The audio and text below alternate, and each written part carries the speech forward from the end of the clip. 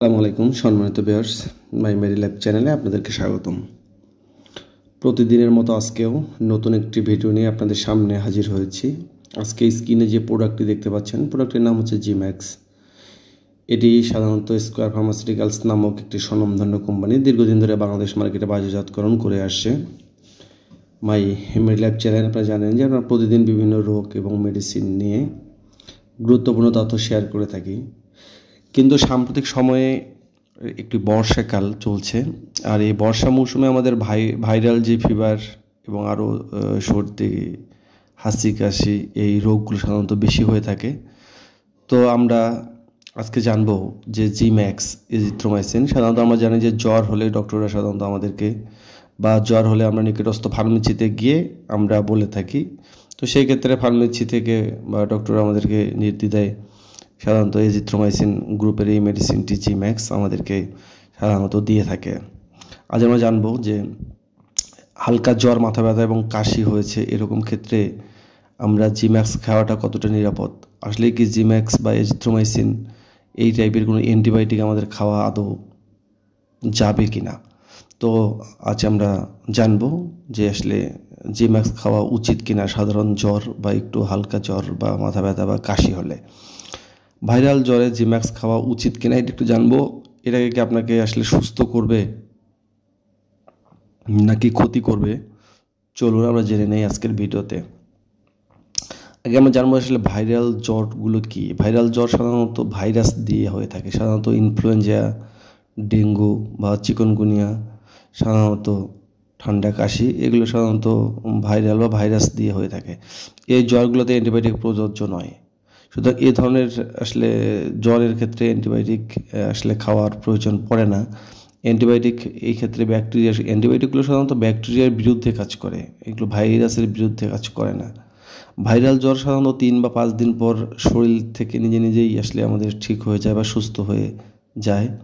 তাহলে আমরা জিম্যাক্স আসলে আমরা কেন খাই বা ডক্টররা আমাদেরকে বা নিকটস্থ ফার্মেসি থেকে আমাদেরকে ইচ্ছে মতো জিম্যাক্সটা খাওয়ানো হয় এই ভেবে যে জ্বরটা দ্রুত কমবে, কিন্তু এ ধারণাটি পুরোপুরি ভুল। জিম্যাক্স বা এজিথ্রোমাইসিন শুধুমাত্র ব্যাকটেরিয়াল ইনফেকশনগুলো সরাতে কার্যকর ভূমিকা পালন করে, ভাইরাল বা কোনো জ্বরের ক্ষেত্রে নয়। কখনো কখনো ভাইরাল জ্বরে শরীরের মধ্যে সেকেন্ডারি ব্যাকটেরিয়াল কিছু ইনফেকশন হতে পারে, যেমন গলায় পুঁজ হওয়া, কানের ইনফেকশন হয়ে থাকে। সেই অবস্থায় ডক্টররা যদি আমাদেরকে জিম্যাক্স দেয় আমরা এটা খেতে পারি। জিম্যাক্স নিজে খাওয়া ক্ষতিকারক, এটা আমরা আজকে জানলাম। অপ্রয়োজনে বা শরীরে অ্যান্টিবায়োটিক একটা রেজিস্ট্যান্স তৈরি হয়, যদি আমরা এটা আসলে অপ্রয়োজনীয় খাই তাহলে আমাদের শরীরে একটা রেজিস্ট্যান্স তৈরি হবে অ্যান্টিবায়োটিকের। ভবিষ্যতে আসল ইনফেকশন যেগুলো হয় আমাদের, সাধারণত ভাইরাল ইনফেকশনগুলোর বাহিরে যেগুলো ব্যাকটেরিয়া দ্বারা সংগঠিত হয়, সেক্ষেত্রে আমরা এটি খেলে আসলে আমাদের কাজ নাও করতে পারে এবং লিভার এবং কিডনির ক্ষেত্রে একটা চাপ বেড়ে যাবে।